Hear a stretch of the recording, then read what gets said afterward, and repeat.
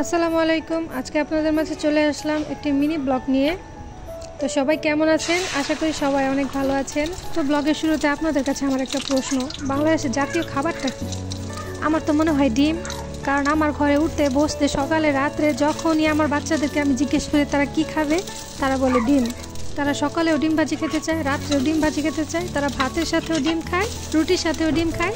আর এই ডিম ভাজতে ভাজতে আর রান্না করতে করতে আমি সারাদিন সর্ষে ফুলের জায়গায় চোখে শুধু ডিমই দেখি। যাই হোক, আর কোন কোন আপুরা আমার মতো আছেন যাদের বাচ্চারা ডিম ছাড়া আর কিছু খেতে চায় না, তারা কমেন্ট বক্সে জানাবেন। তো বাচ্চাদের সকালের খাবার খাইয়ে আমি চলে এসেছি, হ্যাঁ ঠিক ধরেছেন, আমার রান্নার কাজে। তো এই যে রান্নার আগের প্রস্তুতিগুলো নিয়ে নিচ্ছি। আর রান্নার আগে যদি সব সবজি, পেঁয়াজ, কাঁচামরিচ এগুলো কেটে ধুয়ে পরিষ্কার করে নেওয়া হয়, তাহলে রান্নাটা খুব তাড়াতাড়ি হয়, তাই না? আমার মতো কে কেমন করেন জানাবেন। আমি তো প্রতিদিনই রান্নার আগে এভাবে প্রস্তুতি নিয়ে তারপর রান্না করে যাই। সব সবজি কেটে ধুয়ে পরিষ্কার করে তারপর আমার চুলাটাকে পরিষ্কার করি এবং তারপরে রান্না বসাই। আসলে এখানে কোনো লজিক নাই, কারণ রান্না করলে তো চুলা ময়লা হবেই। কিন্তু আমার কেন জানি রান্নার সময় চুলাটা ময়লা থাকলে হাত দুটা কেমন ফিস করে, যে আমি একটু পরিষ্কার করে ফেলি। তো আমি যখনই রান্না করি ফাঁকে ফাঁকে চুলা পরিষ্কার করতে থাকি।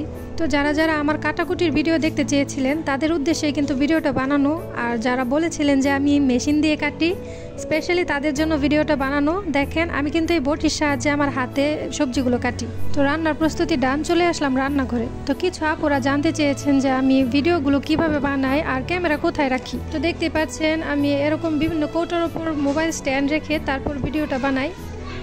আর এই যে দেখেন স্ট্যান্ডের মধ্যে আমি সেট করে দেখাচ্ছি, এই যে এরকম দেখা যায়। কারণ আমার কাছে মনে হয় এরকম ছোটোখাটো পেজ আর এরকম রান্নার ভিডিওর জন্য এগুলোই পারফেক্ট। আর যারা জানতে চেয়েছিলেন যে আমার ভিডিওগুলো কে করে দেয় আর এডিট কে করে দেয় বা আপলোড কে করে দেয়, তো তাদের উদ্দেশ্যে বলছি আমার ভিডিও মেক করা থেকে এডিট করা, আপলোড করা সব আমি নিজেই করি। আরও কিছু আপু জানতে চেয়েছেন কোন অ্যাপ দিয়ে আমি ভিডিও এডিট করি, তো আমি কিন্তু ক্যাপকাট দিয়ে ভিডিও এডিট করি। আমার আরও কিছু আপুরা টিকটক থেকে জানতে চেয়েছেন যে আমি আমার এই তেলের কৌটাটা আসলে কি দিয়ে বানিয়েছি। তো এটা কিন্তু একটা ভিমের বোতল, ওই যে ডিশ ওয়াশারের যে বোতলটা থাকে ওইটা যখন লিকুইডটা ফুরিয়ে যায় তখন আমি এটা ধুয়ে পরিষ্কার করে তারপর এখানে তেলটা রাখি। তো এই যে দেখতে পাচ্ছেন প্রথমে এটা কেনার সময় এমন থাকে, তারপরে যে উপরে যে প্লাস্টিকের যে একটা আছে ওইটা আমি তুলে ফেলি, তারপর ধুয়ে পরিষ্কার করে শুকিয়ে তারপর এখানে তেল রাখি।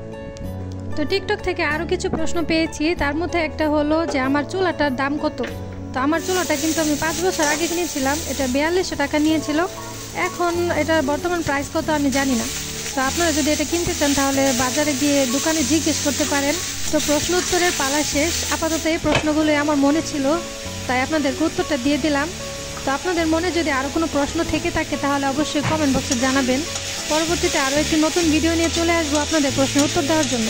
তো যাই হোক, আপনাদের সাথে কথা বলতে বলতে কিন্তু আমার এখানে রান্না কমপ্লিট হয়ে গেছে প্রায়।